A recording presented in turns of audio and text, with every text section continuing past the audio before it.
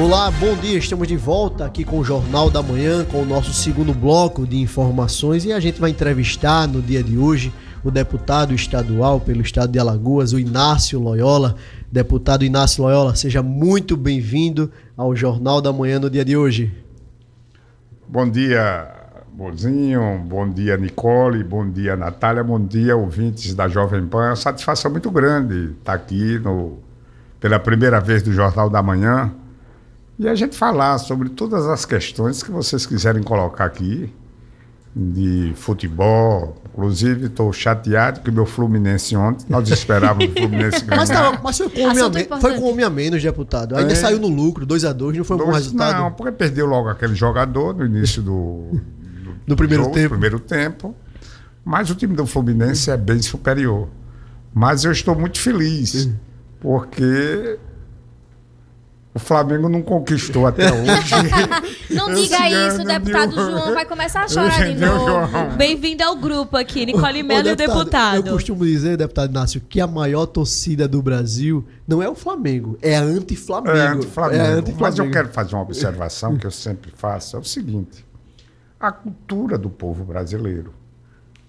Infelizmente, sempre quem sai como vilão é o treinador. É verdade. Quem joga são os jogadores. É verdade. Deputado. Ou seja, acontece que a gente sabe exatamente a prática do futebol. Os jogadores não querem você como treinador. O que é que deve dizer? Chega para a diretoria e diz: não queremos mais João Mozinho como treinador. Mas o que é que acontece? Começam a armar contra o treinador. Aquela operação tartaruga, e sacrificam o time. E o que é que acontece? No amanhã, quem sai como incompetente é o treinador. É verdade. Nós temos uma prova concreta, é o Flamengo atualmente. Outro que passou por um problema difícil foi o Cruzeiro. Fred chegou lá, montou um grupo e o Cruzeiro passou anos na Série B. É verdade. Então eu gostaria de abrir esse programa falando sobre futebol, que a imprensa despertasse para isso. Que culpasse o jogador. Infelizmente, o jogador de futebol no Brasil é tido como ídolo, onde a gente tem que tratar o jogador de futebol como trabalhador. Profissional. E você cobrar dele. Claro, recebe salário em dia, bons salários. Grandes salários. Mas um assunto puxa o outro, por isso que eu já entrei nessa questão do futebol. É verdade. E falando em cobrança, deputado, os alagoanos, né, durante a história recente do estado de Alagoas, viu que a Assembleia do Estado ela teve uma mudança muito grande de paradigma, principalmente aí nas últimas 2, 3 legislaturas. A gente tinha uma casa de Tavares Bastos que muitas vezes, infelizmente, foi ligada a algumas questões de operações da Polícia Federal e hoje ela é um exemplo de discussão, ela é um exemplo de tratar o orçamento de forma correta, de forma assertiva. Na sua avaliação, no seu olhar, por que essa mudança de paradigma da Assembleia Legislativa do Estado de Alagoas e também uma avaliação sobre a gestão do presidente Marcelo Vitor? Primeiramente, eu quero dizer que eu estou no meu 4º mandato e desde que cheguei na Assembleia, em 2010, a Assembleia Legislativa vem avançando muito nas questões políticas, na preocupação com o Estado de Alagoas. Nós tivemos no primeiro momento como presidente, quando eu cheguei lá, Fernando Toledo, deu sua contribuição. Posteriormente nós tivemos como presidente Luiz Dantas, também deu continuidade a esse trabalho implantado por Fernando Toledo. E hoje nós temos, à frente dos destinos do Poder Legislativo, o deputado Marcelo Vitor. O Marcelo Vitor conseguiu irmanar, unir a Assembleia Legislativa, consequentemente, conscientizou o papel de cada parlamentar. E digo a vocês aqui da Jovem Pan, os ouvintes do Jornal da Manhã, conheço vários parlamentos desse país, de perto de Minas Gerais, de Sergipe, parte da Bahia, de Pernambuco, da Paraíba, e me orgulho de dizer que faço parte de uma das maiores assembleias legislativas que o estado de Alagoas tem. E hoje devemos muito à liderança, à responsabilidade, o espírito de grupo e a irmandade com que o presidente Marcelo Vitor conseguiu implantar com todos nós que fazemos a Assembleia Legislativa. Independente da posição de situação ou oposição, independente de sigla partidária, mas a certeza que todos nós, 27 deputados do Estado de Alagoas, temos como objetivo principal, junto com o governo do Estado, desde o do governador passado, atualmente com Paulo Dantas, trabalhar em prol do desenvolvimento do Estado de Alagoas. Deputado Inácio, você é um profundo conhecedor do sertão alagoano e também das questões do Canal do Sertão. Hoje, como é que anda as questões ligadas ao Canal do Sertão e qual a sua avaliação do papel do governo Lula em relação ao canal daqui em diante? Primeiramente, me permitam, Natália, me permita, Nicole e você, João, fazer um retrospecto da história do Sertão de Alagoas. O Sertão de Alagoas corresponde a aproximadamente 45% da área territorial do Nordeste, do estado de Alagoas. É a região que menos chove no estado de Alagoas. Mas é a região que tem mais água no Nordeste brasileiro, é o Sertão de Alagoas.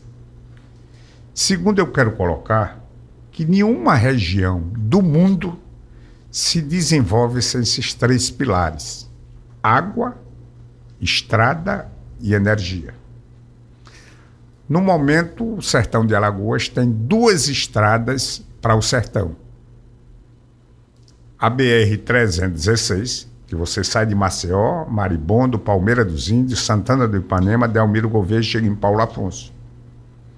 Se você sair de Maceió via Arapiraca, você tem a BR-AL-220, que está sendo duplicada. Então, nós somos muito bem atendidos no que diz respeito à questão de estrada. É um pilar. O segundo pilar é energia. Nós temos a maior concentração de hidrelétrica que o planeta tem. A hidrelétrica de Xingó, o Complexo Paulo Afonso e Itaparica, que circunda todo o sertão de Alagoas, nós temos a maior concentração de hidrelétrica que o planeta tem. Sem levar em consideração as potencialidades que nós temos para energia solar, energia eólica. Ou seja, água, estrada, coloquei, energia e água. Nós temos o Canal do Sertão e temos o Rio São Francisco. Para que os ouvintes tenham uma ideia, a vazão média do Canal do Sertão é 32 metros cúbicos por segundo. Quem não entende dessas unidades tem como raciocinar. 10 metros cúbicos por segundo, Nicole, tem capacidade de atender uma população de 3 milhões de habitantes. Ou seja, menos de 30% da vazão do Canal do Sertão dá para atender todo o estado de Alagoas, saindo de Mata Grande, no Alto Sertão, passando no Agreste, Arapiraca, Palmeira dos Índios, chegando na Grande Maceió e indo para Maragogi. E ainda nos sobra 22 metros cúbicos por segundo. Ou seja, dados dos hidrologistas, dos especialistas na época, se disseram a idade que nós temos, de cada 100 litros que é consumido de água do mundo, 70 litros é destinado à produção de alimentos. Ou seja, irrigação. Nós temos água para isso. E é bom que se frise, se eu voltar. O Canal do Sertão não é para atender o estado de Alagoas, apenas a região do Sertão e uma parte do Agreste. 25 litros de cada 100 litros é destinado ao consumo industrial. E somente 5 litros de cada 100 litros de água é destinado ao consumo humano e animal. Ou seja, nós temos só o Canal do Sertão, sem levar em consideração o Rio São Francisco, nós temos condições de atender, produzir alimentos, absorver indústrias e ainda abastecer toda a comunidade catingueira, ou seja, sertaneja. Eu coloquei os 3 pilares: estrada, energia e água. Eu pergunto aos ouvintes do Jornal da Manhã, da Jovem Pan, e a vocês: qual a região do Nordeste que tem mais potencialidade do que o Canal do Sertão? Aliado a tudo isso, nós temos uma das regiões mais privilegiadas no que diz respeito a microclima, que é a região serrana que compreende os municípios de Água Branca e Mata Grande, que tem um tamanho, uma área territorial em torno de 500 quilômetros quadrados. Quem não mexe com essas unidades, o que significa, Inácio, 500 quilômetros quadrados? A área territorial de 500 quilômetros quadrados, que é a região serrana de Água Branca e Mata Grande, uma região diferenciada da região de Caatinga, uma região que você compara a região de Garanhuns, de Gravatá, que nós usamos essa palavra agronomicamente, com condições edafoclimáticas diferenciadas da região de Caatinga, edafo, solo, climática, clima. Com todas as condições de você explorar horticultura, fruticultura e floricultura.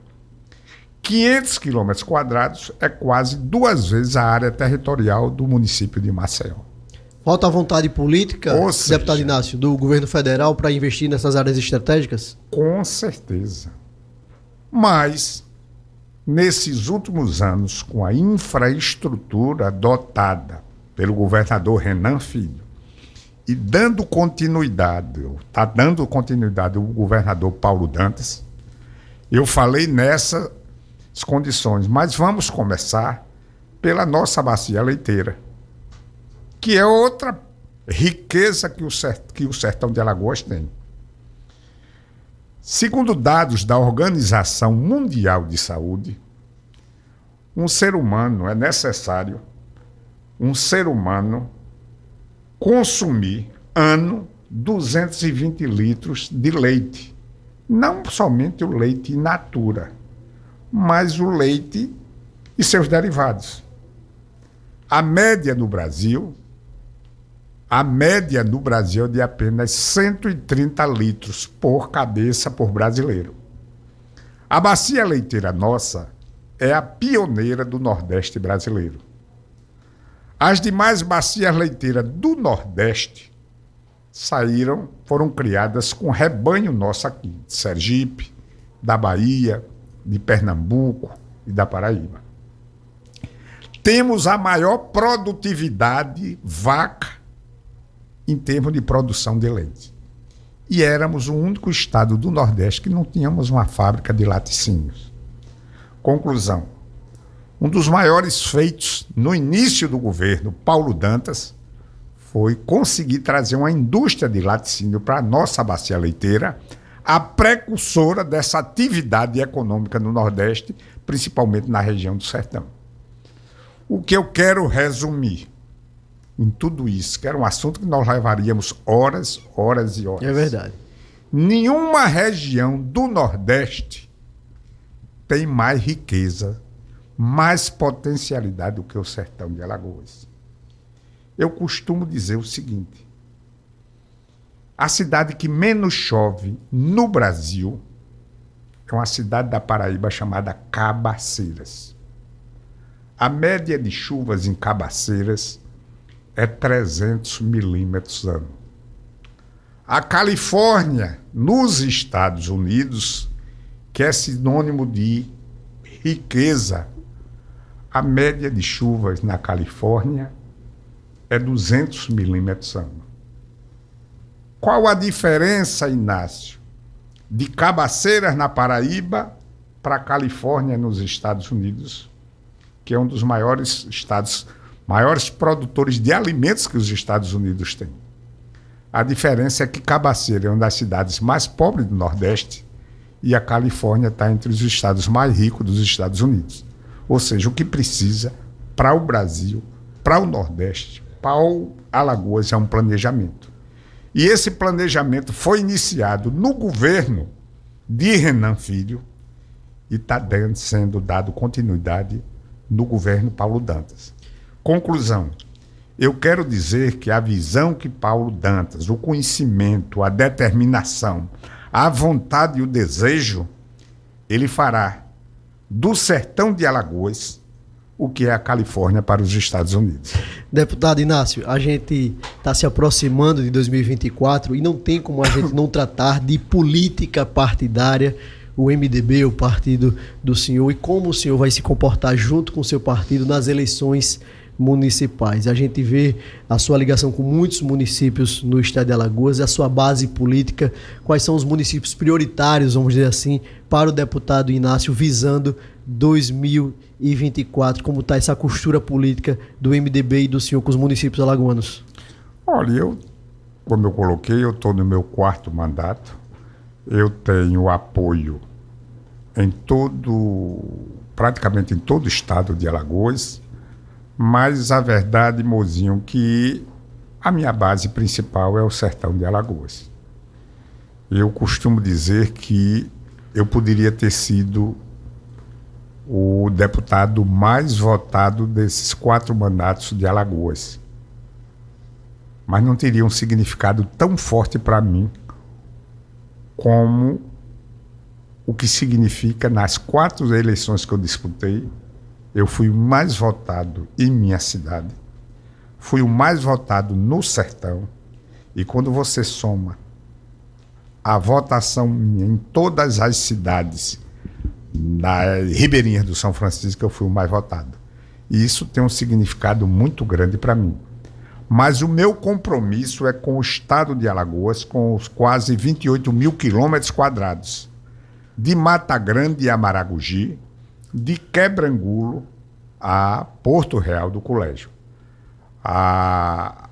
O meu grupo é o MDB, sou seguidor dos dirigentes do MDB, o presidente do nosso partido, o senador Renan Calheiros, sou seguidor do governador Paulo Dantas, como também sou seguidor, parceiro, companheiro, aliado do presidente da Assembleia Legislativa, deputado Marcelo Vitor. Deputado, meia hora de entrevista passa muito rápido, rapidinho, mas muita gente tem mandado muitas mensagens, muitos WhatsApps, e pode ter certeza, o deputado Inácio vai estar voltando aqui numa próxima oportunidade para a gente dialogar sobre muitas temáticas. É uma verdadeira aula ouvir o deputado Inácio Loyola. Deputado Inácio, para a gente encerrar nossa entrevista no dia de hoje, quem é seu Rosalvo e Dona Cacilda para você, na sua vida? Os responsáveis maiores pela minha existência, né? Minha mãe já se foi, meu pai hoje tem 93 anos, mas a verdade é que são os grandes ídolos de minha vida. Ele reside em Piranhas, a minha mãe, como eu disse, deixou o nosso convívio no dia 7 de setembro de 2011, mas que, na verdade, os seus ensinamentos continuam na mente de todos nós, seus filhos. Então, eu respondo, resumindo tudo isso, são os grandes ídolos de minha vida. Um completava o outro. É como aquela grande dupla diária que o Santos teve. Pelé, Coutinho, Coutinho, Pelé. Eles se complementavam. Demais. Deputado Inácio, quero deixar aqui um espaço para suas breves considerações e reiterar um novo convite para você estar aqui em breve no Jornal da Manhã, na Jovem Pan, em 100,7. Olha, eu quero agradecer essa oportunidade. Primeiro, conhecer a Nicole, que eu tenho uma vontade enorme de conhecer a Nicole. Muito obrigada. Essa dupla aqui na PAN, deputado, Nicole e Natália, é o nosso também Coutinho e Pelé aqui da Jovem Pan. Olha aí. Natália, inclusive, faz lembrar-me, porém bem mais nova, a atriz Natália do Vale, da Globo. Olha aí, Natália. você, João Mozinho, nós temos amizade de algum tempo, através do nosso amigo Cícero Filho. É verdade, deputado. Que eu tive o prazer de conhecer Cícero Filho, colega dele do curso de Direito.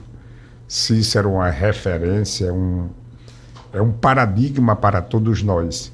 E é verdade que eu gosto de fazer política, um lado político, outro lado técnico. Eu costumo sempre fazer política observando, ouvindo, já que é um pensamento meu.